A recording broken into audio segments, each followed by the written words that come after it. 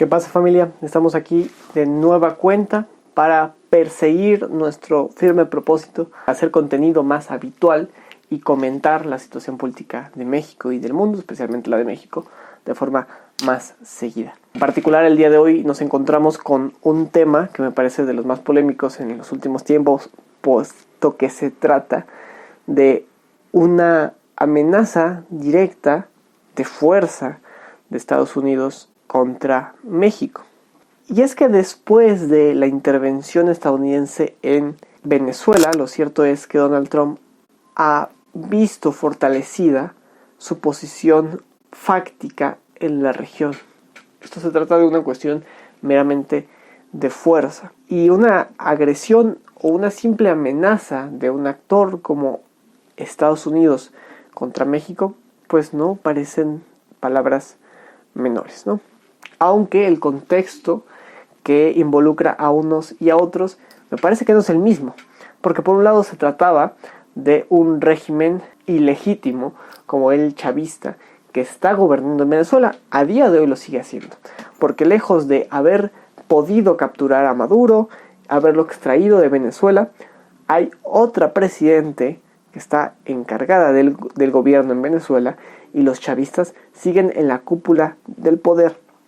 Lo cierto es, aún así, que la operación de Estados Unidos en Venezuela permitió hacer ver que Estados Unidos tiene la capacidad, quizá para quitar y poner actores políticos por la fuerza, sencillamente así.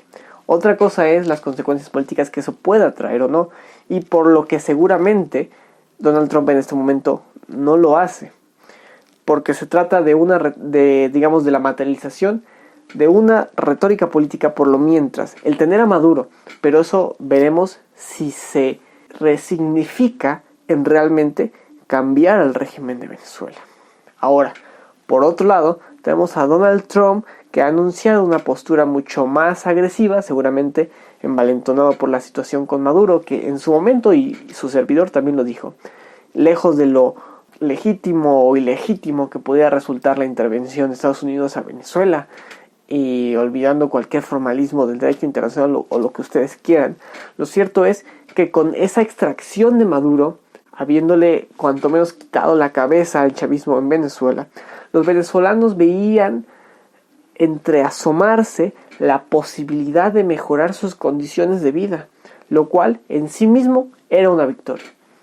Porque ¿qué importa o qué tanto beneficio realmente pudiera tener para los venezolanos que hubiera más o menos petróleo, que tuvieran más o menos riqueza, si esa riqueza pues la tienen los de la cúpula del poder? Si ese petróleo lo están manejando los de la cúpula del poder para mantenerse en la cúpula del poder y seguir explotando al pueblo venezolano, ¿no? Entonces, dentro de aquella actuación que a algunos pudiera parecerles mejor o peor, había y sigue habiendo una ventana de oportunidad para el pueblo venezolano.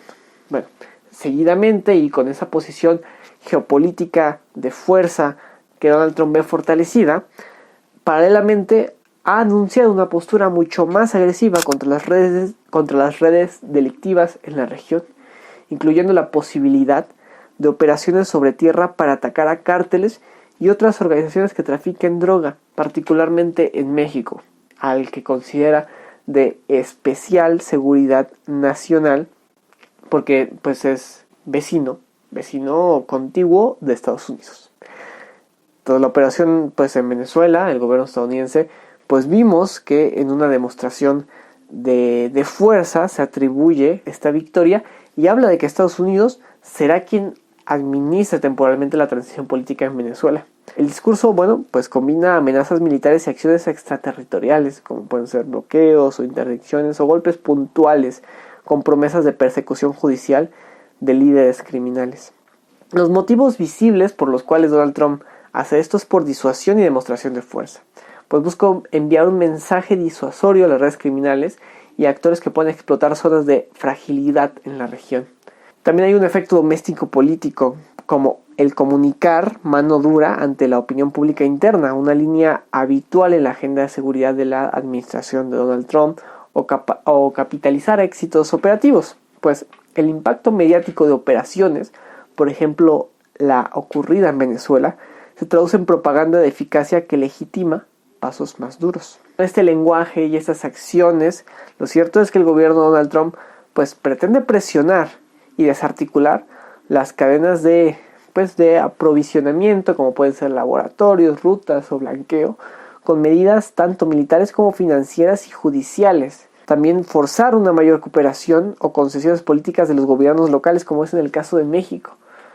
Porque, de hecho, esto pareciera nuevo, pero en realidad no lo es.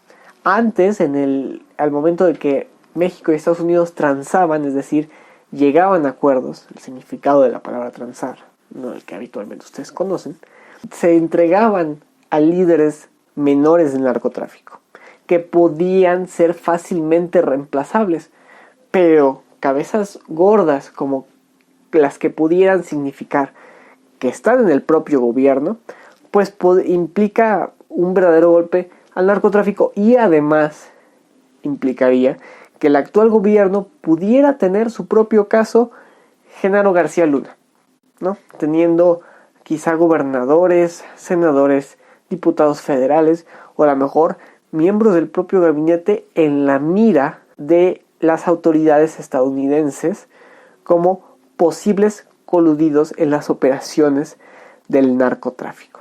Entonces ahora Estados Unidos parece ya no estar contento simplemente con que se entreguen a capos menores, sino que van por cabezas gordas, ¿no? Esto expande además la influencia geopolítica de Estados Unidos en la región, aprovechando estos vacíos de poder y proyectando capacidad operativa fuera de sus fronteras. También, por supuesto, y él lo ha dicho en muchas ocasiones, y eso nos puede remitir al tema de Groenlandia, es un mensaje para China y Rusia, para que se mantengan alejados de la región, quienes también, tras bambalinas, pues siguen intentando influenciar alguno de los actuales regímenes, como es el caso precisamente de Venezuela y de Cuba, quien tiene especiales tratos comerciales con China y Rusia, y cuyos tratos comerciales pues han permitido que estos regímenes sigan manteniéndose, ¿no? Entonces funciona en ambos sentidos. Esto interesa a México, especialmente las amenazas, porque es un riesgo a su soberanía.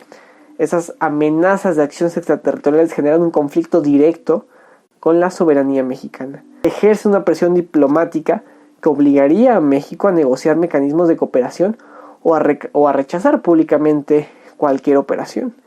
También implicaría una necesidad de seguridad y reacción operativa interna, como pues una escalada externa pudiera provocar pues desplazamientos, violencia, represalia, cortes logísticos, lo que sea, que afecten la estabilidad interna de México, en lo que se concreta esta situación. También habría mucho que hablar de la agenda bilateral y regional, pues la situación condiciona conversaciones todavía no cerradas, como el tema de la migración, el comercio, la coordinación judicial, y abre otros debates públicos sobre corrupción o colusión y eficacia del Estado mexicano.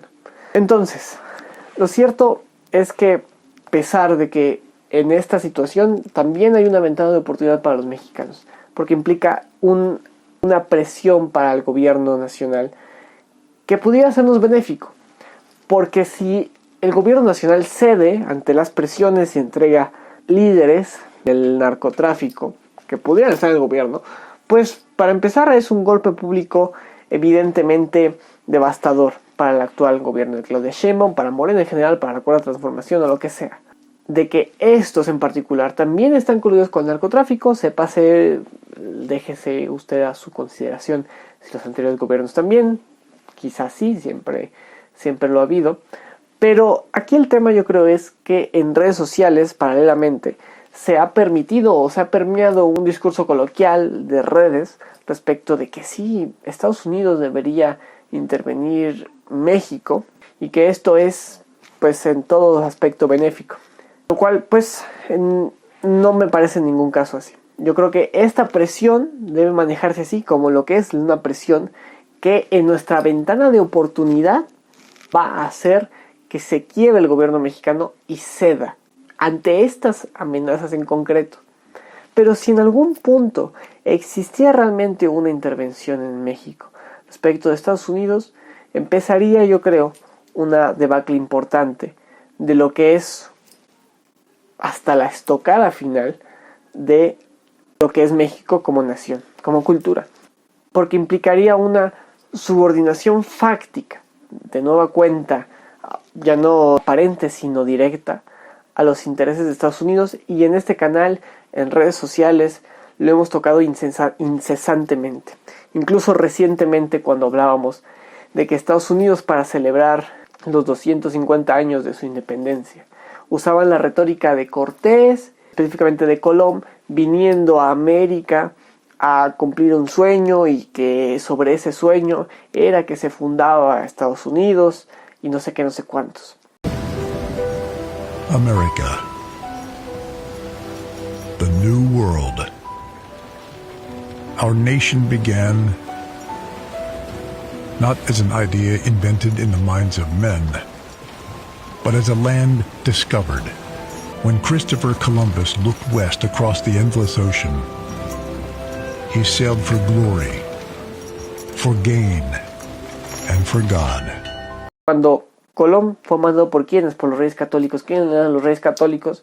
Pues, si me permiten decirlo de esta manera, hasta los padres de la patria de España, cuya empresa, cuyo esfuerzo político es lo que permitiría la hispanidad en América, y es lo que permite, consecuentemente, seguido de forma lógica, que exista México. Entonces, la retórica esta de la grandeza del imperio le pertenece a los hispanos de forma general. Y yo siempre he dicho de forma más concreta, dentro de los hispanos, el hermano mayor es México. Era el virreinato más grande, el más importante, económicamente hablando al menos. La Ciudad de México fue en algún punto el centro económico del mundo. Entonces, ¿a quién le pertenece esta retórica del imperio? ¿Quién debería estar por encima de quién en lo político? Y el tema, pues, de nuestra subordinación siempre ha sido consecuencia de la República que siempre ha estado subordinada a Estados Unidos por unos intereses o por otros. Entonces solo habría que pensar cómo llegamos a la actual República Liberal de la mano de Benito Juárez, quien para lograrlo, pues básicamente se pone en servicio de Estados Unidos y de la masonería yorquina, que era la que había impulsado a Estados Unidos. Entonces, aquí hay, yo creo que una encrucijada muy interesante para México, si me lo permiten. Yo no podría augurar que Estados Unidos incursionara en México, al menos no con la escalada que se vio en Venezuela, porque el contexto político es diferente. Queramos o no, el gobierno instaurado actualmente en México, dentro de la legalidad actual, pues es legítimo, aunque sea socialmente ilegítimo, porque no representa los valores nacionales, pero legalmente, materialmente, digamos, es legítimo, por lo cual una intervención que significara extraerlo sería complicadísima, sino que hasta problemática, porque implicaría la escalada de un conflicto interno más importante. Y México, dentro de lo que cabe, a pesar de que yo creo que ningún país del mundo, salvo que estén guerreando a lo lejos, a lo mejor, por ejemplo, se me ocurre Rusia con Estados Unidos, quien tiene quizá mayor osadía para retar a Estados Unidos a merced de que están más lejos, que una incursión podría costar más dinero. En el caso de México, pues esto no es así, porque el ejército está literalmente a la casa de al lado. El ejército de Estados Unidos me refiero, ¿no? Pero aún así, con todo esto, el ejército mexicano no es el de Venezuela y no tiene la capacidad operativa del de Venezuela, sino que la tiene mejor y mayor. Por lo que un punto rojo al lado de la casa de Estados Unidos, es decir, la casa de al lado, del vecindario de al lado, no es conveniente para Estados Unidos en lo absoluto. Aún así, si decidiera Trump hacerlo, pues sería problemático para México en muchos sentidos. Tanto políticamente, porque generaría una crisis política, seguramente una crisis humanitaria, y pues bueno, podría ser la estocada final de esa ambición de finalmente deshacernos de cualquier gobierno que no represente los valores nacionales, que no de cualquier gobierno que sea corrupto, que sea incongruente, que sea cínico, para poder revirar el camino. Porque en cualquier caso, para los intereses estadounidenses, el gobierno que pudiera emanar de una transición política que ellos encabezaran, por ejemplo, en México, siempre estaría encaminada, enfocada en que México nunca sea sino simplemente un actor secundario y dependiente de Estados Unidos, como así siempre han buscado hacer desde que ellos permitieron la República Liberal en México, deontológicamente hablando. No, porque ellos incluso no necesitan decir al gobierno de México, haz esto, haz lo otro, para que lo haga, porque en las condiciones materiales en las que se permitió la República Liberal en México, siempre estuvo enfocada a que México actualmente dependiera de aquello, dependiera de Estados Unidos. Y así hasta el día de hoy. Hasta el día de hoy, si no es que nos bajamos los pantalones cada vez que se habla del Tratado de Libre Comercio del TEMEC, porque no hay otro mercado que México no pueda explotar sino el de Estados Unidos. Porque pues, el de Canadá como que queda ahí al aire flotando, lo podríamos dejar pasar. Pero no, a Estados Unidos no. Lo primero que dice Estados Unidos, además, en cuestión de amenazas, es lo primero que atendemos. Y no estoy diciendo que atender las amenazas que deben ser atendidas pues esté mal, sino que es un espejo de las condiciones en las que siempre hemos construido México y de la que de alguna manera todos somos responsables. Entonces, en este caso, la ventana de oportunidad para México es pues que el gobierno de México pudiera ceder quizá a las presiones del gobierno estadounidense, pero son incongruentes, antipatrióticas, inverosímiles, y yo creo que falto de toda comprensión de lo que está pasando. Cualquier chiste de que Estados Unidos sí debería incursionar en México, cambiar el gobierno a su gusto, porque si el actual está mal, pues uno puesto por ellos pues estaría peor, porque simplemente sería la estocada final para los valores culturales de los cuales México hace parte, y para formar parte subsidiariamente de la influencia cultural que de alguna manera ya lo hacemos, de un imperio, de una nación imperio, de una hegemonía que de cualquier forma ya está en decadencia. Entonces, pues bueno, habría que seguir comentando y sería muy emocionante verlo, que los Estados Unidos mexicanos, que México entregar a alguno de sus líderes, actores políticos más relevantes, y yo creo que sería hasta satisfactorio. No creo ver en alguna medida una incursión unilateral, al menos que México la autorizara, que pudiera eso sí hacerlo. Pero en cualquier caso, estas amenazas son un reflejo de nuestra propia vergüenza, ¿no? Del que alguien más voltea a vernos y pueda señalarnos lo corruptos que somos, de una cultura en general corrupta, aunque en muchos sentidos propiciado por la propia podredumbre de un México que no sabe quién es y que preferiría en cualquier caso voltear a ver siempre a Estados Unidos y tratar de asemejársele para terminar siendo siempre su patio trasero, ¿no? Y eso pues parecía que lo estamos siendo ahora, lo seríamos a fortiori si Estados Unidos tomara las riendas de nuestro gobierno o lo influenciara de manera más directa, ni no solo con amenazas. Entonces, el exhorto es, vaya, que es una cerrazón y es antipatriótico y hasta contrario a toda lógica que haya mexicanos por ahí pregonando que sí, que Estados Unidos debería venir y extraer al gobierno de México y etcétera. Aún así no niego la ventana de oportunidad que podría significar que el gobierno de México ceda ante las presiones.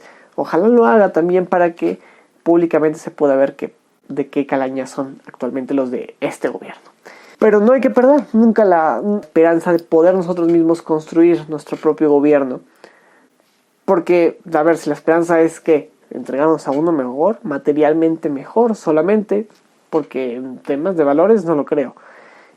Y en cuestión de posición política, pues Estados Unidos ya está tendiendo al declive. Entonces, pues sería ponernos a merced de un ente político que ya no va a durar mucho más al menos no en los términos en los que venía haciendo durante el siglo pasado.